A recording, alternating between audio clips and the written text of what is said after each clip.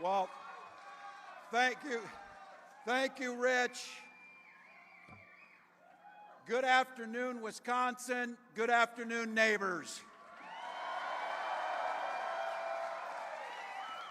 First off, let me say, some of you might have heard, some of my staff and members of the press that were traveling up with us were involved in a traffic accident on the way here today. We've spoken with the staff. I'm relieved to say that with a few minor injuries, everybody's going to be okay. So, thank you. President Biden and Vice President Harris called to check in, and we certainly appreciate their concern. And I want to express my sincere thanks to the U.S. Secret Service and all the local first responders for their quick reaction to help.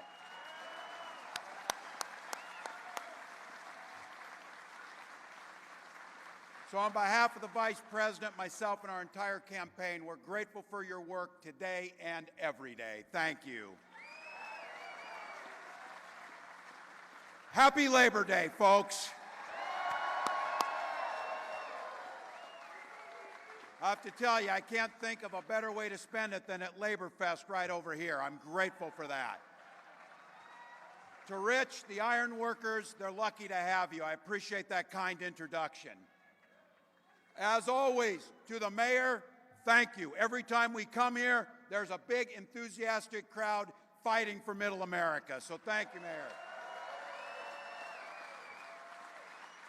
And I had the privilege for years to serve in the House with your United States Senator, who is absolutely incredible. Send Tammy Baldwin back to the Senate.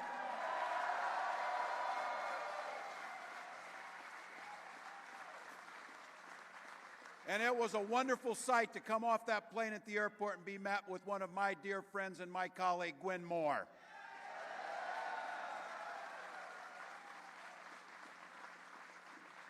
There are many reasons to thank Wisconsin, but I have to tell you, on behalf of America, thank you for Tony Evers, a national treasure. And the First Lady of Wisconsin, Kathy Evers, thank you.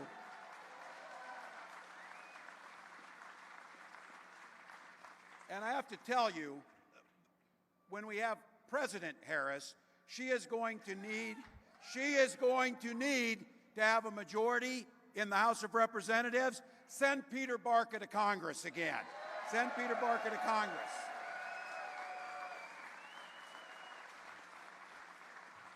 Thank you to County Executive David Crawley for looking out for folks every day. And a special thank you to President Fent and the Milwaukee Area Labor Council for the invitations and putting this on.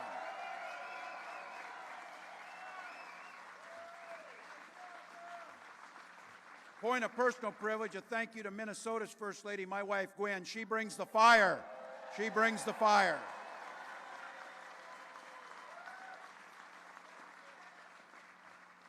To everyone who can't be here because they're working. They're working overtime, they're working jobs, they're working to keep us safe, they're working to keep the country running. Let's give them a big round of applause.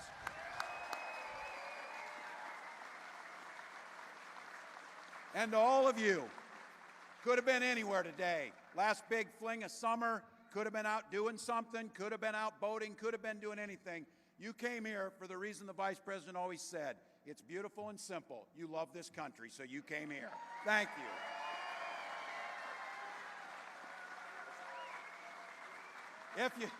If you haven't heard, I was a teacher and a coach for a lot of years.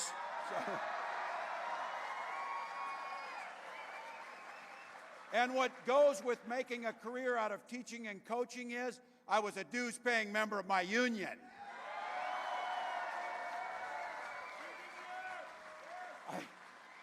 I always feel like maybe we should elect a few more dues-paying members to elected positions. So. Start thinking about it, folks. Start thinking about running. I can remember, and this was one, Republicans came up to me in one of my campaigns, and they said, Tim is in the pocket of organized labor. I said, that's a damn lie. I am the pocket. I am the pocket. And I told them, if you want to attack me for standing up for collective bargaining, for fair wages, for safe working conditions, for health care and retirement, You roll the damn dice. I'll take my chances on that. I'll take my chances.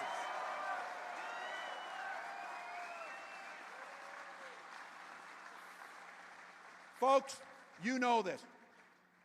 Unions and organized labor are more popular today than at any time in our lifetimes. Any time. And you know why? Because it's union halls where the purest form of democracy is practiced. The opportunity to speak your mind about your job, the opportunity to elect your leadership, the opportunity to talk about the things that impact your life and then go advocate for it. That's how democracy's supposed to work. That's how it's supposed to work.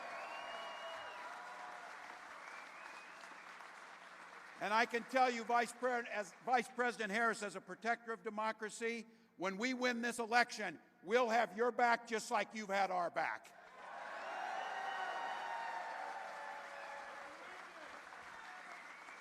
This is where we tell the story to our relatives. As California Attorney General, Kamala Harris sued the big banks because they were mismanaging pension funds. And when she won her court case, millions of dollars went back to working people and their families on their pensions that they earned.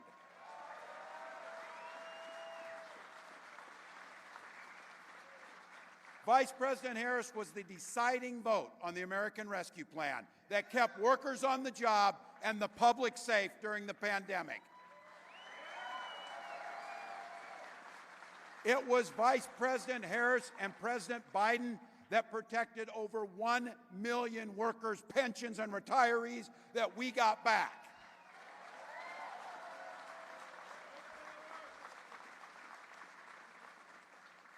And it's not bragging if it's true. She was part of the most pro-union administration in American history.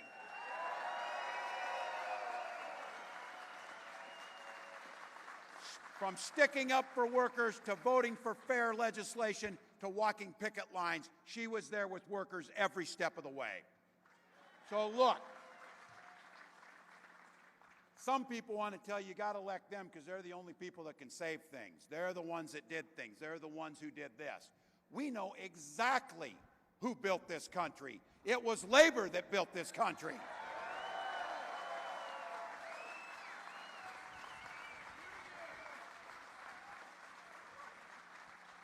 We also know it was unions that built the blue wall, too, people, just to be very clear.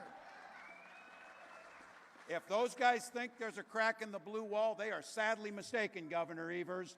They are sadly mistaken, Governor Whitmer. They are sadly mistaken with Governor Shapiro because the blue wall stands firm. It stands with workers.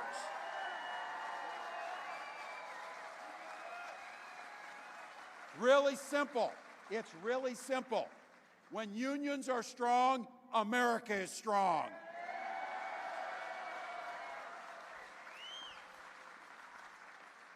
We know that in Minnesota. As governor of Minnesota, it was my privilege to sign one of the biggest and best pro-worker packages in Minnesota history.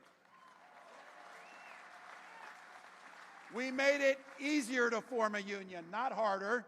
We strengthened worker protections. You should be able to go home at the end of the day without getting killed on the job. That's a basic line. And in Minnesota, it's against the law to put your workers in a room and do an anti-union meeting. You can't do that. You can't do that. So today, you see it, Minnesota is one of the best states in the country for workers. But guess what? We're a top 5 best state for business, too. You don't have to choose between workers and business. You can do both. You can do both.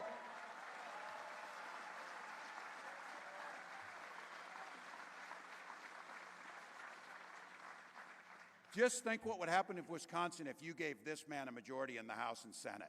What would happen here? Just imagine. One vote, one Senate vote in Minnesota was the difference between that. One Senate vote in Minnesota gave us paid family and medical leave. One vote expanded health care.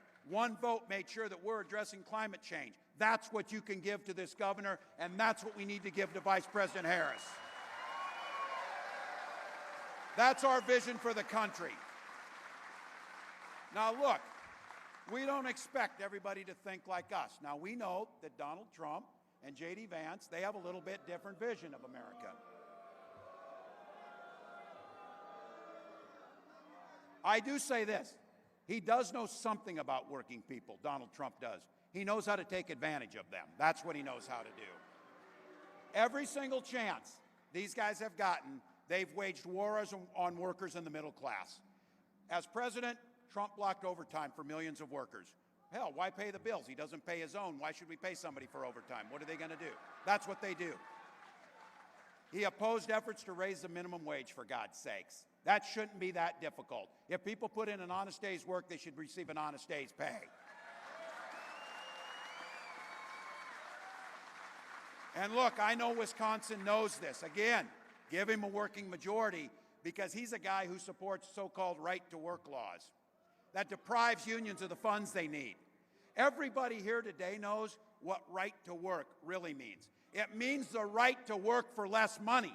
It means the right to work in dangerous situations. It means the right to work with no pensions. That's what right to work means.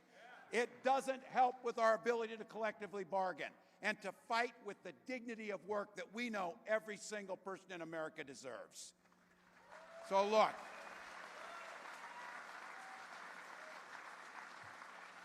I sometimes say this. We're running for something. We're running to run forward to the future. And I don't think it's always great to run against something, but I do think it's important to be informed. If you think those guys were bad the last time he was in the White House, just wait if he gets another shot at it.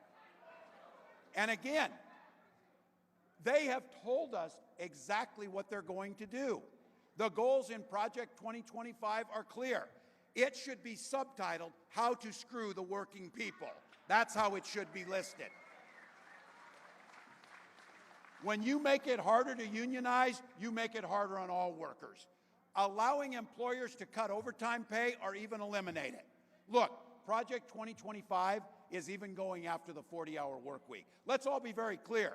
It's the folks standing here and those whose shoulders we stand on gave us the 40-hour work week and the weekend. So thank you, labor.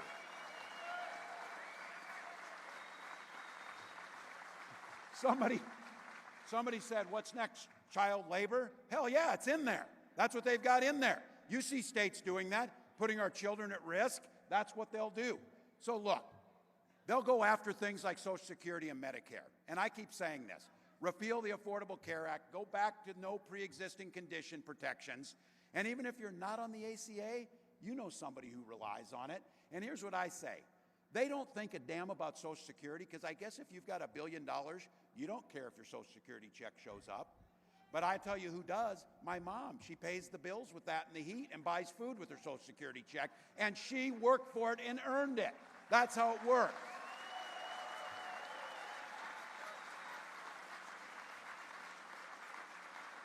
Look, I know this is preaching to the choir, but we got about 64 days to sing, choir. We got 64 days to get to our relatives, to talk to them, to tell them what's out there. Look, this guy has made it clear how he stands. He's sitting down at Mar-a-Lago after he got elected president, and this was his exact quote. He's talking to a bunch of folks at Mar-a-Lago. You're rich as hell, and we're going to give you a tax cut. At the same time, he was telling workers they get paid too much already. That's who this guy is. You tell me who in Wisconsin is sitting around saying, damn, I wish they'd give billionaires tax cuts and screw me over. Damn, I wish they'd take my health care away. I wish they'd underfund my public school. I wish they would make my job more difficult and more dangerous. And then at the end of the day, I wish they'd make me work till I'm 75 years old. No one's saying that. No one's asking for that agenda. What they're asking for is to be treated fairly with dignity. That's what we have.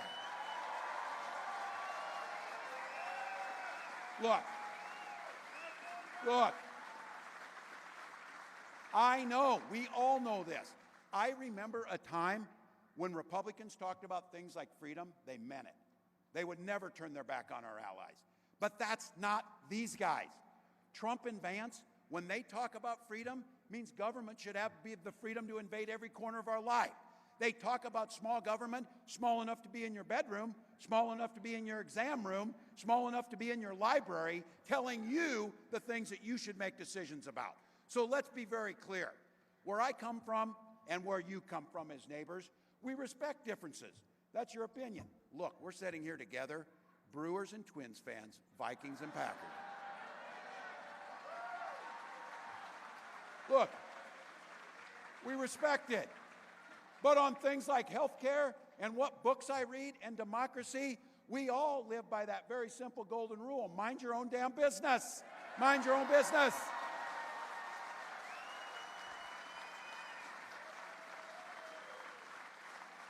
Your Republican neighbors want to live that way. We have to tell that story. But look, I agree with this. We have a responsibility to tell people not just what we're against, but what we're for. So let me just take a second here to tell you exactly what Vice President Harris and I will do. As President, Vice President Harris will sign the PRO Act, make it easier to form unions, period. Period. And you know what comes out of that? You can collectively bargain. You can go do the work to get fairer wages, safer working conditions, good health care, and a good pension. I saw last week the Wall Street Journal was trying to say, because they did a story, that apparently I am the poorest person to ever run for vice president.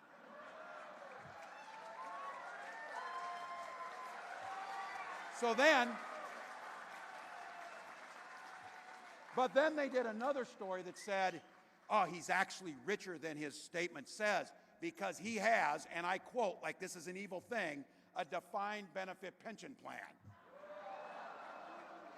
That is my wish for every American, to have a defined benefit pension plan.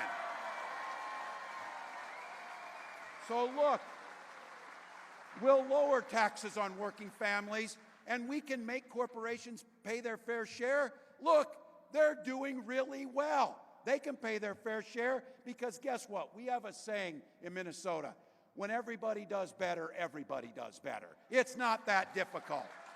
It's not that difficult. And you can be sure we'll keep fighting for Social Security and Medicare, and we're damn sure not going to taxes for the wealthy and raise the age on Medicare and Social Security. That will not happen. So look, we got it in Minnesota, and we want it for everybody. We're going to fight for paid family and medical leave for everybody in this country. Shouldn't be asking so much, spend a little time with your child after they're born, or if you've got chemotherapy treatments, to be able to not lose your house because you're getting health care. That's not that difficult.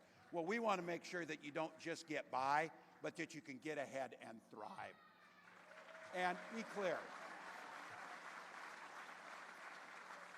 We can't state this enough. I hope you're getting sick and tired of hearing about it, because this is the defining issue around freedom and the differences in it. We, Vice President Harris, myself, and everyone here believes that you should be free to make your own health care decisions, not politicians. It's simple.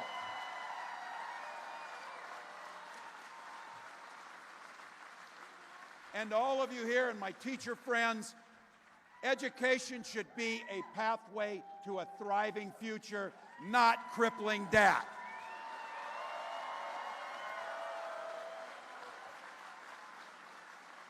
And while we're on schools and kids, we believe our kids should be free to go to school without worrying about being shot dead in the halls. And I'm going to continue to say it. I'm a veteran and damn proud of 24 years of that. I'm a hunter and pretty good at that. And every year they do a congressional trap shoot. I was one of the best shots in Congress after all those years running. I got the trophies to prove it. I can outshoot these guys. So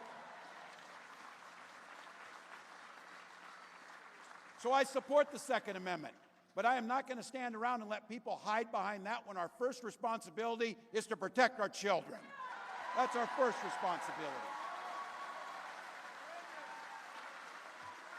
So that's our plan, and we're proud of it. Trump, he's going to keep hiding behind that. He says he doesn't know anything about this Project 2025, doesn't know a damn thing about it. Here's what I say. I coach football long enough to know you take the time to draw up a playbook, you're damn sure going to use it. You are damn sure going to run those plays. And you know how it starts. So you ask yourself, who's the right leader for our country? Kamala Harris, who has spent decades putting criminals behind bars, or Donald Trump and J.D. Vance, who get up every single morning, run to the nearest camera, and whine how they're being treated unfairly. I'll damn sure guarantee you, when they wake up in the morning, they're not thinking about you. You can be sure of that. They've never thought about you. Since the very beginning, Donald Trump has been running on the politics of fear. Look, I know something about that. I supervised the lunchroom for a bunch of years. Fear. Fear is a good short-term motivator, but it doesn't inspire people. It doesn't change their behaviors.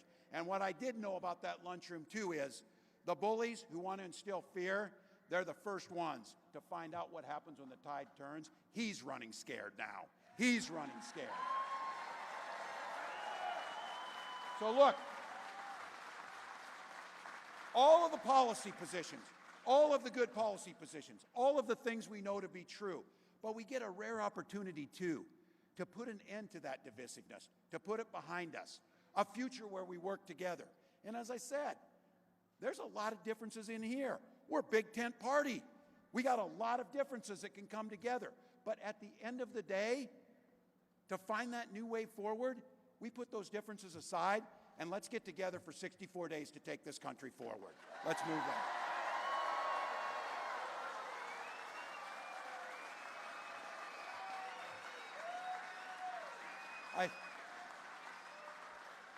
I feel like I've done pretty well in here, so I'm not going to throw any shade on the Packers, I have to tell you. I kind of got you. I'm going to be there. Look. I hear all the jokes. People hold up their hand and say, you know what that is? That's a Viking Super Bowl ring. We know we don't have one. Give me a little bit of this. So look, we know what season it is. Football starts this week. We know that we're all on the same team. We know that we come together. It isn't just idle talk. When we come together, we can do amazing things. So here's the deal. Sisters and brothers in labor, it's time to get off the sidelines and get on the field. I know you're busy. I know you've got full-time jobs. You got kids going back to school. Thank God they're going back to school. Teachers, nothing on that. But you've got things to do. But this is it. And when people come up to me, and I hear it, and I know, they want to make politics ugly. They want to make it dismissive, and they want to make it to the point where people just throw up their hands and say, look, I'm just not that into politics. My response when somebody tells me they're just not that into politics is this: too damn bad politics is into you. And if you want it in your exam room, if you want it in your bedroom, if you want it in your labor hall, then set back. But if you want to take control of things and you want to make sure that we have government serves the people, not the other way around, then you need to get out there. Whether it's labor rights, middle class rights, having corporations pay their fair share, all those things that impact our lives means we need you on the team, and we need you now. So here's what we're going to do. We're doing it because we believe in the promise of America. We're doing it for folks, and some of you, I know you have your barbecues, and folks come and they say, oh, I wish I was in a union and had pension plan and things like that. And once again, yeah, we wish you were too. We wish you were too. Talk about the things we can make a difference. We're going to have to fight for this. It's not going to be easy. We're coming from behind, as I said, but we're comfortable in that position because I talk about this. The vice president oftentimes says this: when we fight, we win. We know that that's the case. You know what? When you talk to labor, you don't have to talk about fighting. You've been fighting your whole damn lives. It's what you do. You fight for everything you get. They're not going to give you that raise unless you go in there. They're not going to give you those protections unless you go in there. So look, if we're going to do this thing, I keep saying this. We got 64 days. You've heard me say this. Some people are taking this pretty seriously, me included on this, is we'll sleep when we're dead. Now is not the time. Now is not the time. We need to knock the doors, make the phone calls, register people to vote, give what we can, encourage people to get out there, have the conversations. And the one thing that the vice president does it all with is hard work can be good work. Difficult tasks can be done with a sense of joy because our country depends on it. Our children depend on it. And to be quite candid, the rest of the world depends on us to stand up and vote for a pro-democracy, pro-worker, pro-future candidate. So it's our time. So let me say, when we fight, when we fight, let's go.